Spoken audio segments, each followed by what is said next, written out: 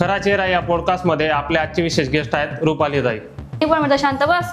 नको चाल तुरु तुरु आव नको भारी भरू, नको चाल तुरु तुरु आव नको भारी भरू, तुले दाखे दाखे कितला झुरू, तुले खूप म्हणजे तू माझ्याकडे बघणार बी नाही असा, आणि ते बघून तर दुसरा मुलगा बघणारच नाही माझ्याकडे. तुमच्या म्हशीचं नाव सोनी होतं. घुसून जायची ना, बेकार मार मारायची मी त्यांना. भैया दादांसोबत एक अल्बम केलेला आहे.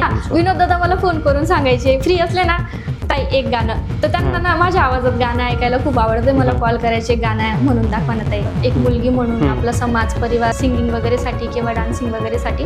तेव्हा नॉर्मल मला खूप स्ट्रगल करायला लागले यासाठी, कारण सगळ्यांचं असं म्हणणं होतं की तू शिक्षण काय करते, तू जाते कुठे, तू काय करते, तुझा ट्रॅक चुकतोय असं म्हणून नाही का. दरवदर घेऊन आली, सरकरे बा म्हणे मला फोटो काढू दे म्हणे. पप्पा म्हणे आजी म्हणून पोरगी आहे ना, हा का बा म्हणे तू पोरगी का म्हणे. मी काय करते, पहिले मला खूप राग यायचं, मी डायरेक्ट त्यांच्या DM मध्ये जायची, त्यांना असं तसं तुझी आईचं, तुझ्या भावाचं, तुझ्या बहिणीचं असं सगळं एकदम हे करायची. तरी रोमॅन्टिक कमेंट्स आल्यात कधी, जसं की होस नको चांद. वरती चढता चढता अचानक ती खाली पडली तर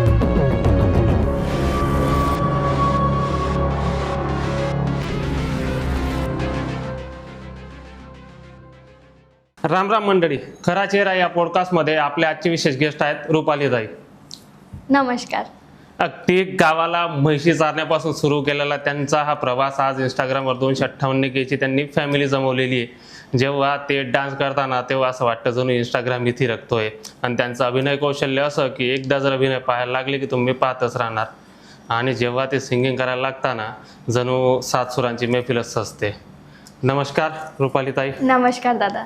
खूप खूप आभार आणि वेलकम तुम्हाला पॉडकास्टमध्ये. थँक्यू. तर तुमच्या जर्नीविषयी आज आपण गप्पा मारणार आहोत. पॉडकास्ट म्हणजे ॲक्च्युली आपला गप्पाच राहतात, बरोबर. तर तो जो तुमचा जो एवढा खडतर प्रवास होता इंस्टाग्रामला येण्याचा, तर कसं चालू केलं डान्सिंग सिंगिंग इंस्टाग्रामला येण्याचं, कसं आलं माइंडमध्ये? ॲक्च्युली माइंडमध्ये होतच नाही माझं की मला सिंगिंगवाल्या क्षेत्रात जायचं आहे की डान्सिंगवाल्या किंवा ह्या क्षेत्रात यायचं, असं काहीच नव्हतं. लहानपणापासूनच मला आजीकडे ठेवण्यात आलं. आजीने मला लहानाचं मोठं केलं. मी तिकडे शिक्षण करत होते आणि मामा स्पर्धा परीक्षेची तयारी करायचे, तर मला देखील मामांनी तेच सांगितलं होतं. तर मी स्पर्धा परीक्षेची तयारी करत होते आणि शिक्षण देखील माझं सुरूच होतं. मग त्यानंतर मामान ते भरती झाले मुंबईला पोलीसमध्ये, ते मुंबईला शिफ्ट झाले. मग माझं नंतरचं शिक्षण मामान त्यांच्यासोबत तिकडे मुंबईलाच झालं. मामांसोबत मी स्टडी करत होते. त्याच्यानंतर मग लॉकडाऊन लागलं. मग मी इथे आली होती मम्मी त्यांच्याकडे. पॅरेंट्स माझे सुरतला राहतात, तर मी सुरतला आले. मग इथे तेव्हा टिकटॉक सुरू होतं. हा, मला आधीपासूनच म्हणजे लहानपणापासूनच आवडायचं, पण ती फक्त आवड होती. मला वाटलं नव्हतं की पुढे जाऊन याच्यामध्ये आपण करिअर करू किंवा याच्यामध्ये चांगलं आपण अर्न करू शकतो, असं काही माहित नव्हतं. ते फक्त एक आवड होती. मग टिकटॉकमध्ये व्हिडिओ बनवायची टाइमपास म्हणून, असं काही नाही, व्हिडिओज बनवायचे. मग त्याच्यानंतर टिकटॉक बंद झाला आणि मग परत मी मुंबईला गेले. माझं शिक्षण बाकी होतं, माझं ग्रॅज्युएशन व्हायचं होतं. मग ग्रॅज्युएशन झालं, डिप्लोमा केला. मग त्याच्यानंतर परत सुरतला आली आणि मग तेव्हा तेव्हा इंस्टाग्रामचा क्रेज आला. इंस्टाग्रामवरती रील्स, मग इंस्टाग्रामला पण रील्स बनवायला लागली. मग तेव्हा पण मला एवढं माहीत नव्हतं की याच्यामध्ये अर्निंगचं वगैरे काय असतं किंवा असं काय असतं, आपल्याला काहीच माहीत नाही ना. मग त्यानंतर मी जॉब पण करायची स्कूलमध्ये, कम्प्युटर ऑपरेटर म्हणून. सुरतला गव्हर्नमेंट स्कूलमध्ये मी कम्प्युटर ऑपरेटरचा जॉब करायची. त्याच्याकडे एवढं लक्ष नाही द्यायची. मग माझे जेव्हा 100K झाले ना, तेव्हा मला त्याच्यामध्ये इंटरेस्ट आहे इंस्टाग्रामला. टिकटॉकला किती होते? टिकटॉकला काही 23-24,000 झाले होते, काही 8-6 दिवसातच. 8-6 दिवसात बंद पडलं तुम्ही टिकटॉक? हो, म्हणजे मी यूज करायला लागली आणि टिकटॉक बंद झालं. मी इथे आली, माझा भाऊ मला म्हणायचा, म्हणे दीदी तू सुरतला आली, लॉकडाऊन लागून गेलं, तू टिकटॉक यूज करायला लागली, टिकटॉकच बॅन झालं म्हणे. आता इंस्टाग्रामचं काय माहित काय होतं. बरोबर. नाही, इंस्टाग्राम तरी चालू आहे अजून. तरी साधारणतः किती वर्ष झाले असतील इंस्टाग्रामवरती? म्हणजे कंटिन्यू मी 3 वर्षापासून कंटिन्यू करते. त्या अगोदर फक्त असं मध्येच फक्त चालवायचे टाकायचे. हा, म्हणजे आपल्याला माहित नव्हतं ना. तर 3 वर्ष झाले त्याच्यामध्ये, पण बऱ्याचदा स्टॉप आलं कारण माझं स्टडीचं पण होतं आणि मी जॉबसाठी तयारी पण करत होते. SIचा डिप्लोमा केलाय त्याच्या बेसिसवरती. आता मी प्रॉपर लक्ष नाही देऊ शकत होते. Sanitary inspector. हा, मग माझं पूर्ण फोकस त्याच्यावरती होतं. फक्त असं की चाललंय बॉस. पण जेव्हा आपल्याला कळायला लागलं की नाही, हे सोडायला नाही पाहिजे, बरोबर, लोक पैसे देऊन फॉलोअर्स वाढवतात किंवा त्याच्यासाठी खूप प्रे करतात, खूप लोकांना हौस ऍड वगैरे रन करतात त्याच्यासाठी. हा खूप काही करतात.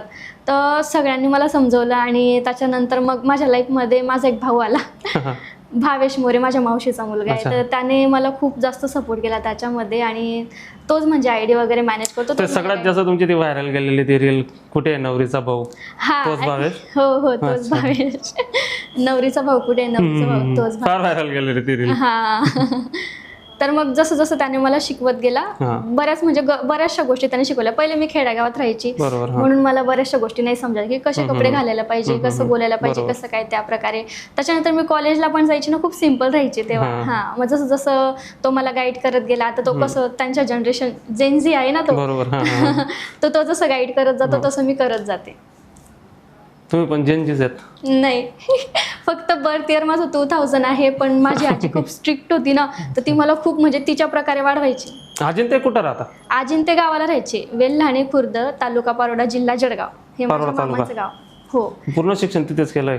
नाही माझं फक्त 10वी-12वी पर्यंत म्हणजे 10वी पर्यंत तिकडे होते मी.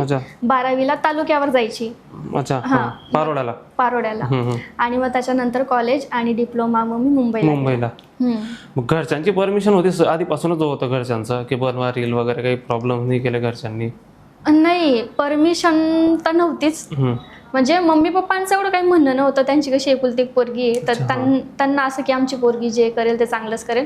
पण जे नातेवाईक असायचे किंवा मग हे सगळे लोक, एक मुलगी म्हणून आपला समाज, परिवार, रिलेटिव्ह जे काही असतात तर ते त्यांना बोलायचे की बुवा हे असं व्हिडिओज वगैरे बनवणं असं तसं.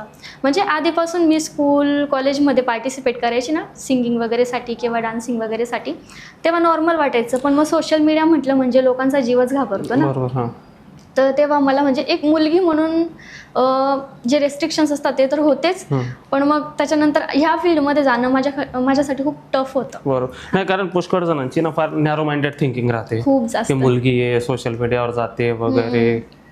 बरोबर ना. मग असा कुठला क्षण होता तुमच्या लाईफमध्ये ज्यांनी तुमच्या करिअरला कलाटणी दिली की पॅरेंट्स खुश झाले वगैरे, किंवा त्या दिवसानंतर त्यांनी सांगितलं की बुवा आमची मुलगी जे करते का चांगलंच करते, किंवा त्यांनी असं कधी सांगितलं असेल की बरोबर करते तो असं काहीतरी?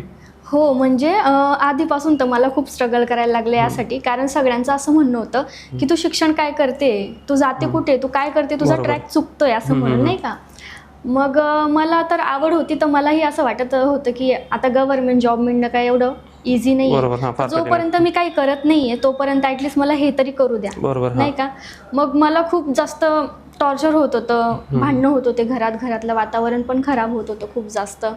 आणि मी त्यांना एक्सप्लेन पण करत होती की माझा कंटेंट काही चुकीचा आहेच नाही, की चला बुवा मी खूप कसे तरी कपडे घालून असं म्हणजे शरीर प्रदर्शन करते का कोणाला अट्रॅक्ट करण्याचा प्रयत्न करते. माझा कंटेंट खूप वेगळा होता. म्हणजे मी सामाजिक लेवलला वर्क करायला मला आवडतं किंवा मग काही इन्स्पिरेशन करायला आवडतं. आणि सिंगिंग मध्ये तर मला लहानपणापासूनच आवड होती. अच्छा. म्हणजे सिंगिंग आधीपासून यायची का तुम्हाला? लहानपणापासूनच. अच्छा. मला म्हटलं की इंस्टाग्राम वगैरे साठी सिंगिंग वगैरे. नाही लहानपणापासून माझा आवाज सगळ्यांनाच आवडायचा. स्कूलमध्ये पण मी प्रत्येक फंक्शनमध्ये सिंगिंग केल्याशिवाय राहायची नाही. आणि डान्सिंग पण म्हणजे डान्सची पण खूप आवड होती. पण जशी जशी मोठी झाली ना तर मला असं म्हणजे डान्स करायला थोडंसं ऑकवर्ड वाटायला लागलं. म्हणजे मला बोलायला आणि सिंगिंग करायलाच खूप जास्त आवडतं. मग मी तोच कंटेंट पकडून ठेवला. मग त्याच्यानंतर मग सामाजिक प्रोग्राममध्ये जेवढं पार्टिसिपेट करायला लागली, लोक ओळखायला लागले. मग त्याच्यानंतर लोक आपल्याला इन्व्हाइट करायला लागले, सत्कार करायला लागले. मग एका ठिकाणी शहादाला मी पप्पांना त्यांना घेऊन गेली होती. या अगोदर जेव्हा मला शूटला जायचं असायचं किंवा कुठे जायचं असायचं ना, माझ्यासोबत कोणीच यायचं नाही. त्यांच्या मनाविरुद्ध गोष्ट होती ना ती, की नाही बा तुझ्यामुळे आम्हाला सगळे असं बोलतात हे ते. तर मला कोणीच सपोर्ट नव्हतं करत. मग मी एकदा मेन म्हणजे पप्पालाच घेऊन गेले की पप्पा चला माझ्यासोबत. या अगोदर मी बऱ्याचशा प्रोग्राममध्ये इन्व्हाइट केलेलं पण कोणी यायचं नाही. शहादाला घेऊन गेली. तिथे एवढा क्राऊड म्हणजे तुम्हाला सांगते, पोलिसांना नाही मानत होते लोक, बॉडीगार्ड होते त्यांना नाही मानत होते. एवढे लोक फोटो काढण्यासाठी उतावळे होत होते. इव्हन म्हातारे माणसं सुद्धा, सॉरी माझी टंग स्लिप झाली, इव्हन म्हातारे माणसं सुद्धा. एक आजीबाई होती, पप्पा माझ्या जवळच होते आणि ती मस्त अशी पदर वदर घेऊन आली. सरकरे बा म्हणे मला फोटो काढू दे म्हणे. पप्पा म्हणे आजी मग पोरगी आहे ना. हा का बा म्हणे तुम पोरगी का म्हणे. मग फोटो काढली होते म्हणे. तर मग त्यानंतर आम्हाला जे आयोजक होते त्यांनी गाडीमध्ये टाकलं आणि लांब सोडून आलं, तरी पण गाडीच्या मागे लोक धावत होते. म्हणजे लोकांना एवढा क्रेज त्यावेळेला. तर मग पप्पांनी जे बघितलं लिटरली अजून सुद्धा पप्पाचा तो क्षण लक्षात आहे. आणि त्यानंतर पप्पा एवढ्या कौतुकाने सगळ्यांना सांगतात, एवढ्या कौतुकाने, म्हणजे आधीपासून त्यांना माझ्या सगळ्याच गोष्टींचं कौतुक होतं. पण मग कसे काही लोक असतात की नाही ही फील्ड अशी आहे तशी बरोबर, आहे, हां. आणि आपले पॅरेंट्स काय एवढे जास्त शिकलेले नाही, त्यांचा जॉब खूप लहान आहे, त्यांना या सगळ्या गोष्टींचं एवढं नॉलेज नाही, त्यामुळे मग त्यांना मिसगाईड केलं जात होतं, त्याच्यामुळे ते असं वागत होते. पण नंतर पप्पांना जसं कळलं तर पप्पांनी मला खूप सपोर्ट केला. मला 2 भाऊ आहेत, ते मला सपोर्ट करतात, आणि मम्मीचा तर मी जीवच आहे. बरोबर. नाही, मी कुठेतरी वाचलं होतं की एक मुलगा जर घराबाहेर जातो ना, तो घर चालवण्यासाठी किंवा घर चालवावं म्हणून कमवण्यासाठी जातो, परंतु एक मुलगी जेव्हा घराबाहेर जाते ना, तर ती रोज जंग लढते स्वतःशी, पॅरेंटशी, गलीवाल्यांशी, नातेवाईकांशी आणि या दुनियाशी. बरोबर. तर असे कुठेतरी तुम्हाला प्रॉब्लेम आलेत सॉन्ग शूटला किंवा प्रमोशन वगैरेला काही?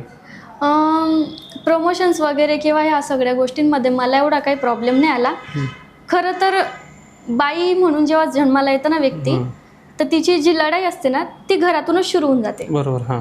म्हणजे समाज, परिवार याच्याशी तर नंतर लढावं लागतं, पहिले तर आपल्याला घरामध्येच जिंकावं लागतं. बरोबर. हां. हां, म्हणजे प्रत्येक गोष्टीसाठी परमिशन, प्रत्येक म्हणजे ते पण बरोबर असतात, त्यांना माहिती बाहेरची दुनिया कशी असते, म्हणून त्या प्रकारे ते आपल्याला ट्रीट करतात. म्हणजे प्रत्येक गोष्टीसाठी खूप जास्त स्ट्रगल करावं लागतं. इवन कपड्यांसाठी सुद्धा, आपण कसे कपडे घातले पाहिजे, केस मोकळे सोडले पाहिजे की नाही सोडले पाहिजे, आपण केवढ्या आवाजात बोललं पाहिजे, या सगळ्या गोष्टींवर एक मुलगीला खूप जास्त रेस्ट्रिक्शन असतात. बरोबर. हां. तसं तर मला शूटमध्ये एवढं काही प्रॉब्लेम्स नाही आले, लोक भेटतातच असं काही नाही. बरेचसे पण मी डिस्टन्स करून घ्यायची, की मला वाटत होतं की नाही इथं आपण सेफ नाही आहे, तिथून मी डिस्टन्स घेऊन घेत होते. म्हणजे मला जिथं सेफ वाटत होतं, 10 ठिकाणी काम करण्यापेक्षा 2च ठिकाणी करा, पण चांगल्या ठिकाणी करा. तर 2-3 कंपनीसोबत चांगलं बॉन्डिंग बनवून ठेवलेली, तर तिथं मी वर्क करते. बरोबर. आलं होतं मला जिथे म्हणजे त्यांना असं की बुवा वर्क तर करायचं आहे, पेमेंट पण तुम्हाला भरपूर देऊ, पण मग तुम्हाला कॉम्प्रोमाइज करावं लागेल. अच्छा. हां, तर ते काय आपल्या याच्यामध्ये सांगू शकाल असा तो कॉम्प्रोमाइज म्हणजे कपड्यांसाठी, लोकेशनसाठी? नाही नाही नाही, तसं प्रकारचं काही नव्हतं त्यांना. म्हणजे कॉम्प्रोमाइज म्हणजे त्यांना physical relation, casting cast type, जसं की बॉलिवूड वगैरे मध्ये पुष्कळ आरोप लागतात तसं काहीतरी? हां, त्या प्रकारे एक्झॅक्टली. त्यांना म्हणजे फिजिकल रिलेशन करायचे होते त्यांच्यासोबत. अच्छा अच्छा. हां, तर अशी म्हणजे मला नव्हतं माहीत ॲक्च्युली. एका ID वरून मला DM आला होता, आणि मग ते मला वर्कसाठी सांगत होते, एका कंपनीचं होतं. तर मग त्याला माझी मैत्रीण फॉलो करायची. अच्छा. हां, मग मी तिला DM केलं की मला असं असं तुझ्या ओळखीतलं आहे का, मला वर्क आलं आहे म्हटलं. अहमदाबादला होतं ते. बरोबर. हां. तर मग त्याच्यानंतर मग तिने मला कॉल केला डायरेक्टली. ती घाबरून गेली की म्हणे मला पण आलं होतं म्हणे त्या एजन्सी थ्रू, पण तिथे असं असं आहे म्हणे.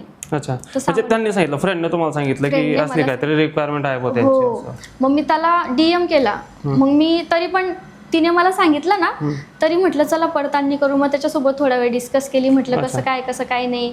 म्हटलं कसं वर्क आहे तुमचं? तो म्हणे कॉम्प्रो वर्क आहे. त्याच्यानंतर मी त्याला ब्लॉकच करून दिला. म्हटलं जा बाबा तू तिथेच जा.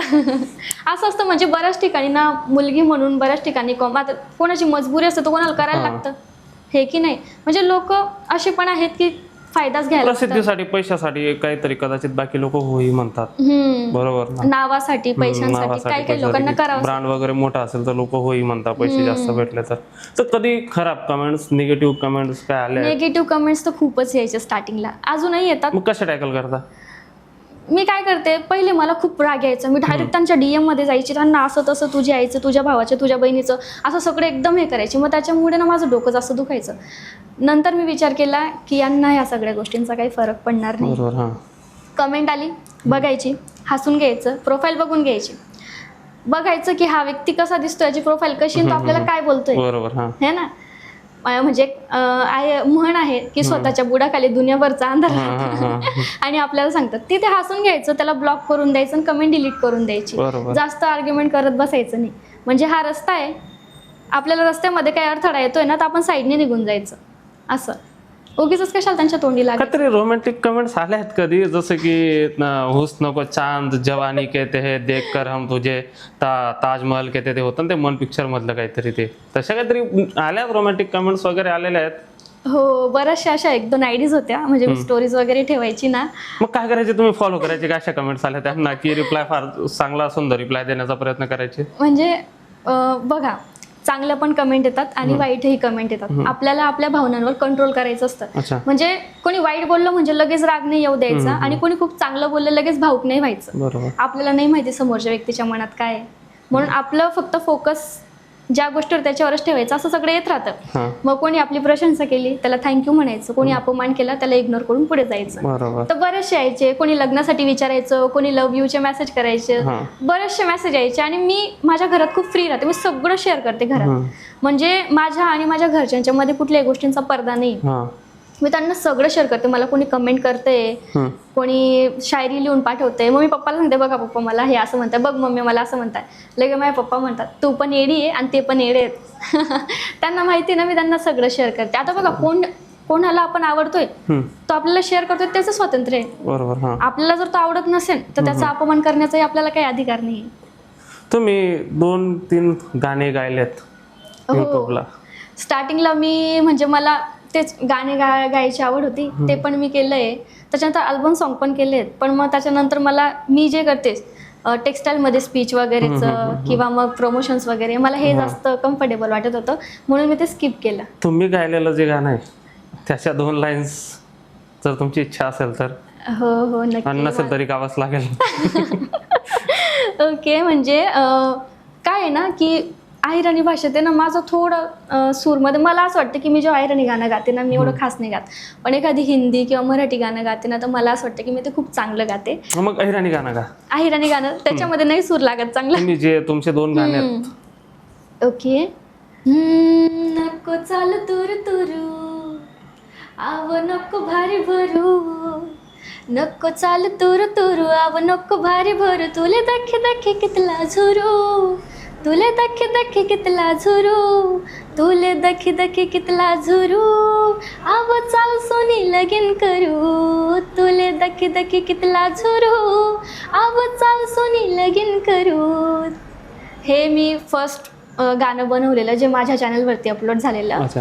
आणि याच्या अगोदर मी बऱ्याचशा चॅनलवरती केलं होतं स्टार्टिंगला, पण नंतर मी बंद केलं ते. का?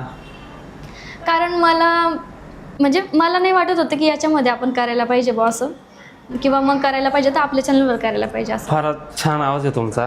गाणं ऐकायला फारच आवडलं मला. आणि असं काहीतरी जे स्पेशल टॅलेंटवाले लोक राहतात मला बेकार झालं नव्हते. आपल्यात का नाही असं स्पेशल टॅलेंट यार. अजून एक फार चांगलं टॅलेंट आहे तुमच्यामध्ये, माहिती तुम्हाला? शिव्या फार चांगल्या देता तुम्ही. अरे बापरे, तुम्हाला कोणी सांगितलं? आता नाही देत मी. रिसर्च वगैरे राहता म्हणजे थोडंफार मी करतो रिसर्च वगैरे थोडीफार. हाँ म्हणजे टाइम की बात है वो. टाइम की बात है. अगर गाली देने का वक्त आए तो गाली भी देना पड़ता है, मारने का वक्त आए तो मारना भी पड़ता है. लेकिन ऐसे नॉर्मली तो मैं डिसेंट ही रहती हूँ भाई. हाय. नॉर्मली कशा टाईपच्या शिव्या राहायच्या किंवा कुठे काहीतरी तुम्हाला वानखेडे करून कोणी हिनवायचं चिडवायचं लहान असताना तुम्ही, तर काहीतरी काय बोलायचे तुम्ही, जाय रे वांदर मुसळ असं काहीतरी होतं ना ते. जायणारे गंदा मुसळा. असं काहीतरी होतं ना ते. हा ऍक्च्युली ना मी जेव्हा लहान होती ना, ती बुद्धी वेगळी होती. म्हणजे असं कोणी वानखेडे पण म्हणायचं, असं कोणी बोलायचं ना, मला चिड यायची. एकदम लहान होती मी तेव्हा, 5वी-6वी मध्ये होती. तर सगळ्यांना जायणारे गंदा मुसळांना भडकावू. म्हणजे सॉरी, म्हणजे लहानपणीचं होतं ते तसं. म्हणजे आताही खूप जास्त असं काही झालं ना, म्हणजे काही टपोरी पोर राहतात ना, म्हणजे बऱ्याचदा माझ्यासोबत असं झालं पण आहे. एकदा एका शूटला जात होती मी, तर मला नाही माहिती, म्हणजे मी ऑलरेडी खूप ट्रेस होती आणि ना तो काहीतरी बोलत होता. मला असं वाटलं की मलाच बोलला, तर त्याच्यासोबत लय बेकार भांडण केली होती. मग मी त्याला खूप शिव्या दिल्या. माझ्यासोबत माझा भाऊ पण होता, लहान भाऊ जग्गू. तो मला आवरायचा, चाल ना दीदी, नको ना दीदी, नको ना दीदी. तो मला बोलतो तुम क्यों आंग में घुसरे बोले, मी तुम्हारे को बोल रहा का एमनी ते, असं बोलायला लागला. मग तो कोणाला बोलला म्हटलं, म्हणजे मी 1 पीस घालून जात होती आणि तो त्याच्या मित्राला बोलत होता की अरे कपडे पहन के घुमा करना बोले. मला असं वाटलं की मलाच बोलला. मग मी थोडी सोडते. मग त्याला म्हटलं काय रे कोणाला बोलतोय म्हटलं, हिंदीमध्ये आमचं चालू होतं. बोले तुम्हारे को थोडी बोल रहा, तुम क्यों आंग में घुसरे बोले. म्हटलं तुझ्या मित्राने तर कपडे घातलेले, मला दिसत नाही का तुला. मग असं आमचं 2-2 शब्द व्हायला लागले. मग त्याला खूप शिव्या दिला मी आणि एवढी गर्दी जमा झाली. त्याला म्हटलं आत्ताच पोलिसांना फोन लावते मी. मग सगळ्यांनी मला बोलून मग माझा भाऊ पण रावण्या करत होता, म्हणे तुम्हाला नाही बोलतोय. मग त्याला म्हटलं तुझ्या घरात आई, तुझ्या घरात बहीण, हे ते. म्हणजे खूप, म्हणजे जेव्हा माणसाला त्रास होतो ना संतापमध्ये, खूप काही बोललं गेलं. नंतर मग मलाच वाईट वाटत होतं की अरे यार म्हटलं चूक त्याची. म्हटलं मी का त्याला आई बनवून शिव्या दिल्या, म्हटलं त्याचे कानपडे फोडायला पाहिजे होतं. नंतर असं पण मग खूप जास्त माझा BP पण लो होऊन गेला. मी जाते पुढे संताप येतो. याला म्हटलं तू नीट राय, म्हटलं जग्गूला म्हटलं हा तुला दिसत नाही म्हटलं तो बोलतोय, त्याचे कानपडे फोडायला पाहिजे होते. म्हटलं तू मला सांगतोय म्हटलं शांतरा. म्हटलं अरे दीदी तुला नाही बोल रहा म्हणे, तुला नाही बोल. म्हटलं शांत बस, नाही तर निघ म्हटलं घर. मग पुढे गेली थोडीशी, मग परत बाईकने आला तो मुलगा. मग म्हणजे दीदी मैं आपको नहीं बोल रहा था, बोले अगर इधर आपको कोई बोल रहा है, देखो इधर सीसीटीवी कैमरे लगे हुए, बोले आप रोज ऐसे जाते हो, मैं आपको देखता हूँ, बोले आपको कोई प्रॉब्लेम है मुझे आके बताओ, बोले. मग तेव्हापासून मग तो पोरगा पण मला घाबरतच होता. मग रक्षाबंधनचा टाईम होता, मग तो मला असं दिसला आणि मी रक्षाबंधनाला म्हणजे माझी बॉन्डिंग खूप जास्त चांगली आहे माझ्या भावांसोबत. मित्र वगैरे मैत्रिणी वगैरेंसोबत माझं एवढं काही जमत नाही आणि नातेवाईकांसोबत तर अजिबात जमत नाही. मग आहे ते भाऊ बहिणींचंच बॉन्डिंग आमचं चांगलं आहे. मी राख्या घेऊनच फिरत होते. मग असं जास्त म्हटलं भैया रुको ना, हा बोलो ना बेन, मी राखी बांध सकती हो आपको, ये लो ना बेन बांधो ना, बोले. बेकार छाट झाला असेल तो मुलगा यार. खूप म्हणजे दुबा माझ्याकडे बघणार बी नाही असा, आणि ते बघून तर दुसरा मुलगा बघणारच नाही माझ्याकडे, बघणारच नाही. म्हणजे एकचदा फक्त कार्यक्रम करायचा राहतो, नंतर मग कसं लांबूनच राहतं सगळे. एवढी स्मार्ट इंटेलिजंट मुलगींसमोर येऊन सांगते दादा राखी बांधतो का. खराब गेला असेल तो बिचाराचा तो दिवस. मी इमॅजिन पण नाही करू शकत. ऍक्च्युली तोच मला बहीण बोलत होता, कारण मी संतापमध्ये काय बोलत होती ना मला स्वतःलाच नाही माहिती. कारण मी ऑलरेडी खूप टेन्शन मध्ये होती आणि शूटला जात होती आणि उन्हाळ्याचे दिवस होते, ऊन खूप जास्त होतं आणि त्याच्यामध्ये तो त्याच्या मित्रालाच बोलला असावा तो, पण कसं संतापमध्ये माणसाकडनं होऊन जातात. तर मग ठीक आहे, ते झालं, ते चांगलं झालं. त्यानंतर त्या रस्त्याने माझं कोणीच नाव घेतलं नाही. भैया दादांसोबत एक गाणं केलं तुम्ही. भैया दादांसोबत एक अल्बम केलेला आहे, इश्काची दौलत आहे. इश्काची दौलत. हा, राजा तुझ्या रूपाने मला मिळाली इश्काची दौलत सारी.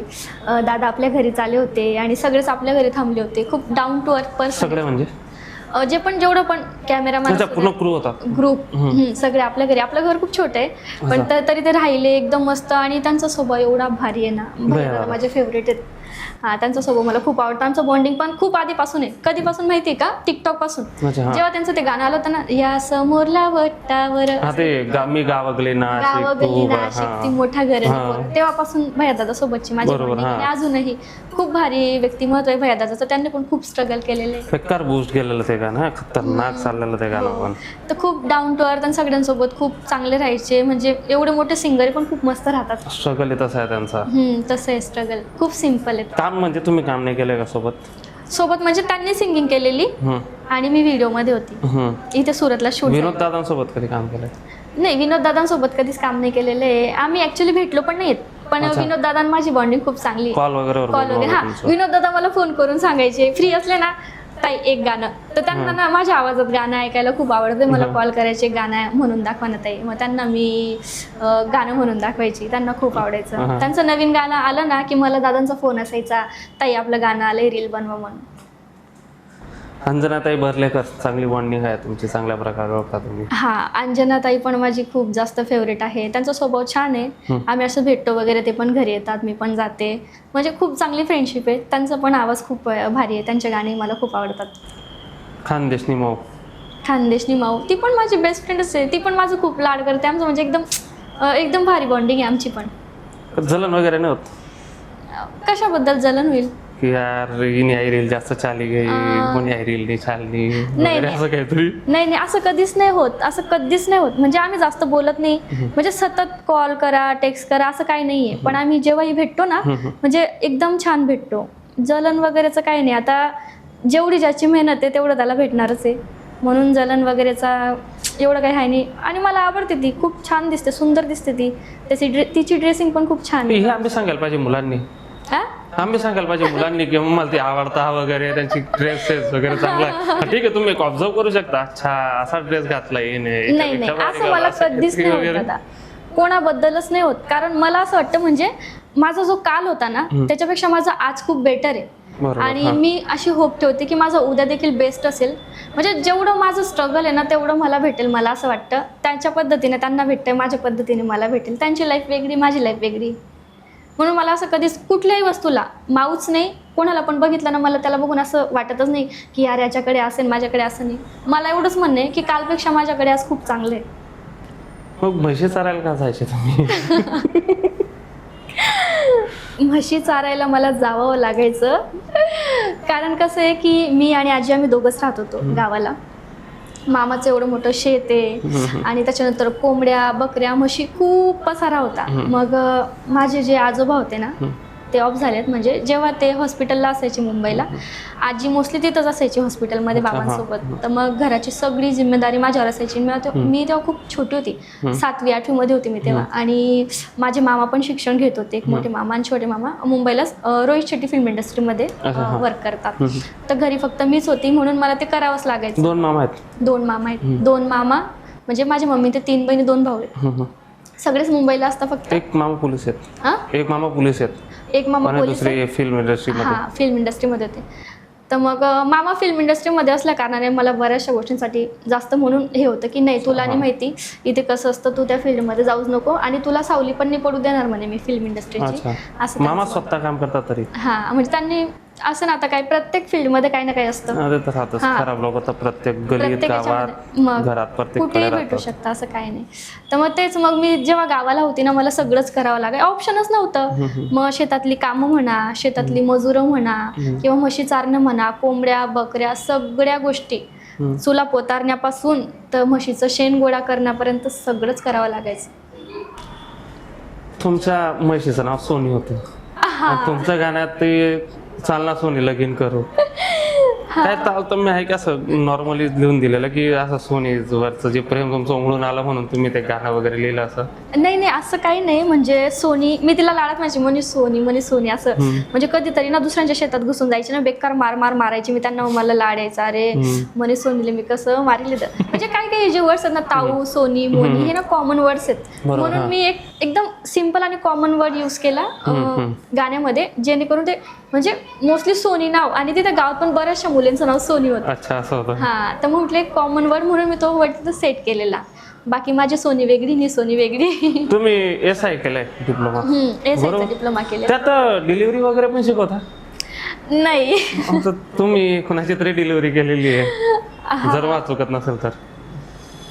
ऍक्च्युली काय झालेलं, दिवाळीचे दिवस होते आणि आमच्याकडे एक बकरी होती, मस्त कॉफी कलरची बकरी होती, आणि तिचा वेळ जवळ आला होता.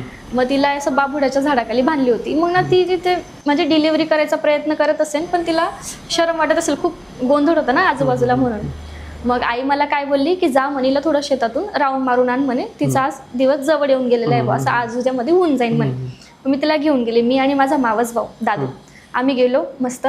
मी तिला घेऊन चालत होते आणि दादू सायकलने पोचला. मग आमचं असं शेत आहे मामाचं, आणि तिथं असं थोडंसं असं खड्ड्यासारखं एवढं मोठं. मग आम्ही चिंचाचं मोठं झाड आहे मामाच्या शेतात, आम्ही तिथं बसलो होतो, गप्पा करत होतो, आणि बकरी चरता चरता त्या खड्ड्यात गेली. मग बराच वेळ झाला ते आली नाही. म्हटलं मी थांब, म्हटलं माझ्या बकरीला बघून येते. दादा म्हटलं गेली तर ती तिथं तसंच करत होती, तिला होत असेल ना, बेबी होत होता तिला. मग मी घाबरून गेली, करू तर काय करू, आणि दिवाळीचे दिवस शेतामध्ये कोणीच नाही आजूबाजूला. मग मी खूप घाबरून गेली, म्हटलं काय करू बाबा आता. आणि त्याच्या एक दिवस अगोदरच मी बकरीची डिलिव्हरी होताना बघितलं होतं, संध्याकाळीच, म्हणजे काहीच तास झाले होते ते बघताना मला. मग त्याच्यानंतर ना मी तिच्याजवळ गेली, पहिले तिला हात लावायला पण माझा जीव घाबरत होता, कारण ती खूप त्रासमध्ये होती ना. मला म्हटलं करू तर कसं करू. आणि मला सगळ्यांमध्ये खूप जीव होता, कोंबडींमध्ये पण, बकरींमध्ये पण, आणि म्हशींमध्ये पण, म्हणजे खूप जवळचे होते. मग मला तिला त्रास होत होता ना, मला कसं तरीच वाटत होतं. मग थोडंसं ना असं फेस आणि हात असे थोडे बाहेर आले.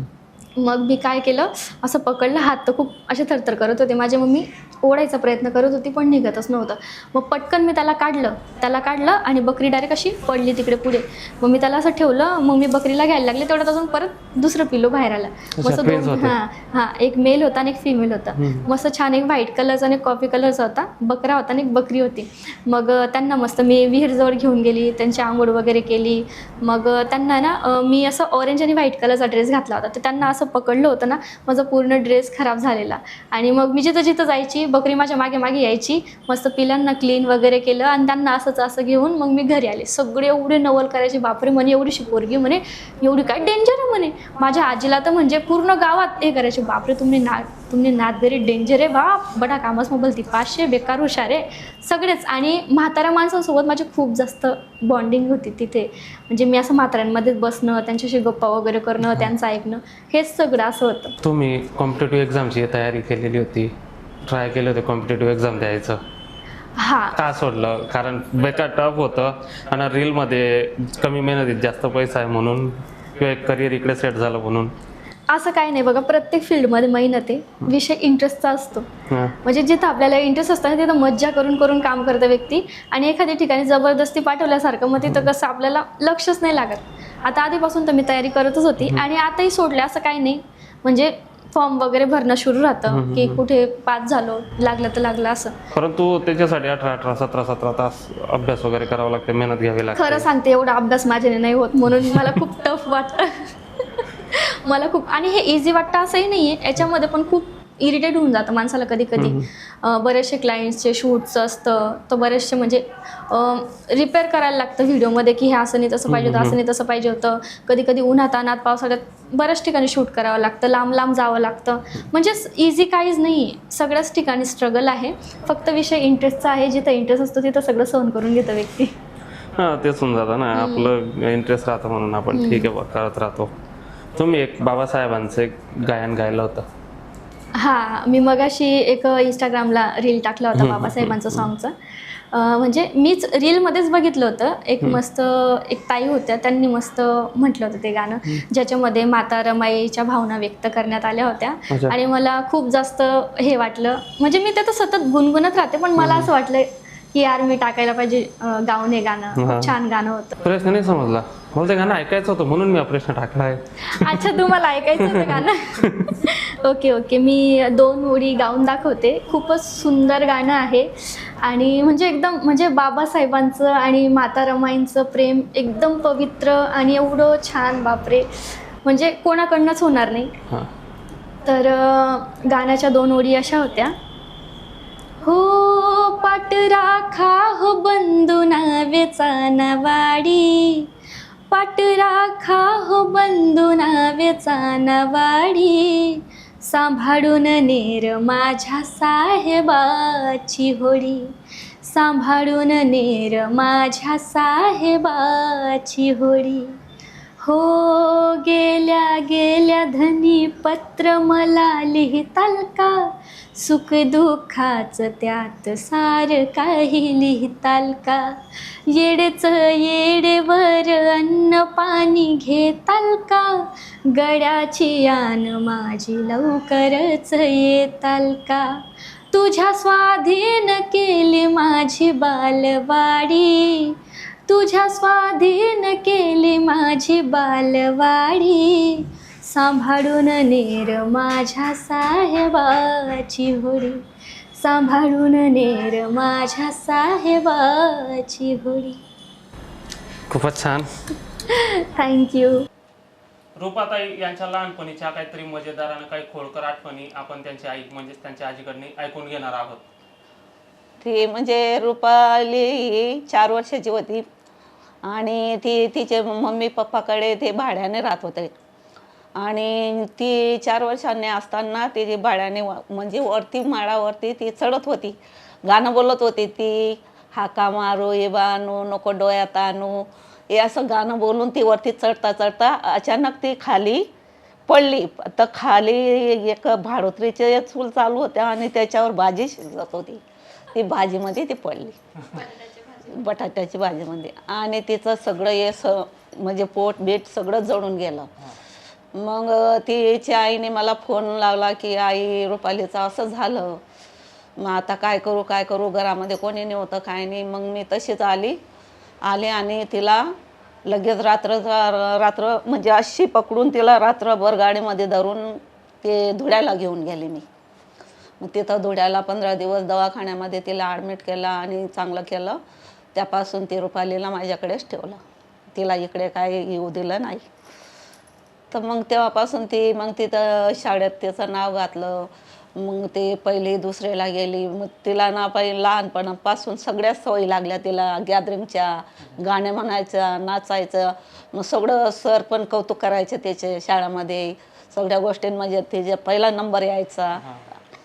मग ते सगळं सर बिर तिला वानखेडे करायचा, आणि लोकांना बी आवड होती तिला.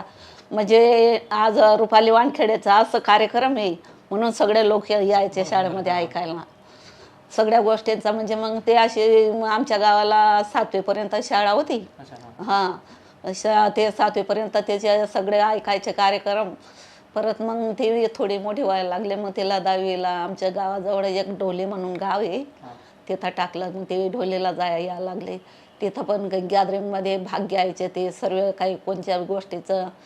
मग तिथं बी लोकांना तिचं खूप आवड करायचे. ती रुपाली वानखेडे आहे म्हणून लगेच सर्व बाया बिया सगळ्या जमायच्या. मायव रुपाली चांगले गाणं म्हणा सोमाय, मायव रुपाली चांगले नाचकाम करो सोमाय. तिला खूप सर्व म्हणजे रुपाली वानखेडे नाव सांगतात. आणि लोकांना बी एवढी आवड. ते 15 ऑगस्टला 26 जानेवारीला सगळे भाग घ्यायचे. ते खूप पैसे द्यायचे लोक त्यांना खेडगावामध्ये. वाहिनी टाकायचे. कोणी किती द्यायचे, 50 रुपये, 10 रुपये, 20 रुपये असं खूप पैसे यायचे त्याच्याजवळ.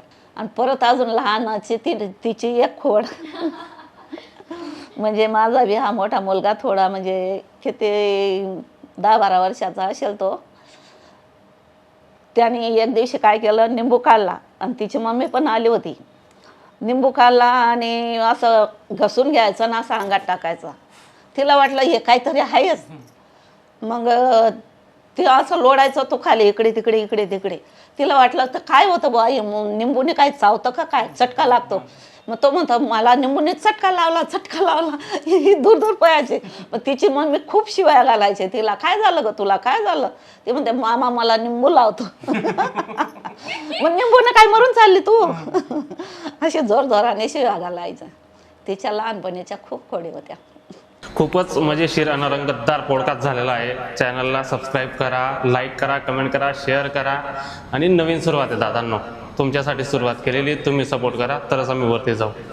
ताईसाहेब काय सांगणार? तर सगळ्यांनी चॅनलला सबस्क्राईब करा. आणि खरंच मलाही मजा आली तुमच्यासोबत. तुम्ही मला चान्स दिला माझ्या लाईफबद्दल, माझी लाईफची स्टोरी सांगायचा. त्याबद्दल खूप खूप धन्यवाद दादा. खूपच छान मजा आलेली आहे आणि कदाचित तुमचा सपोर्ट राहिला ना आता अजून अशाच मजेशीर गप्पांचा आणि संवादाचा नवीन पॉडकास्ट, नवीन तुमच्या आवडत्या स्टारसोबत मी घेऊन येणार आहे. राम राम.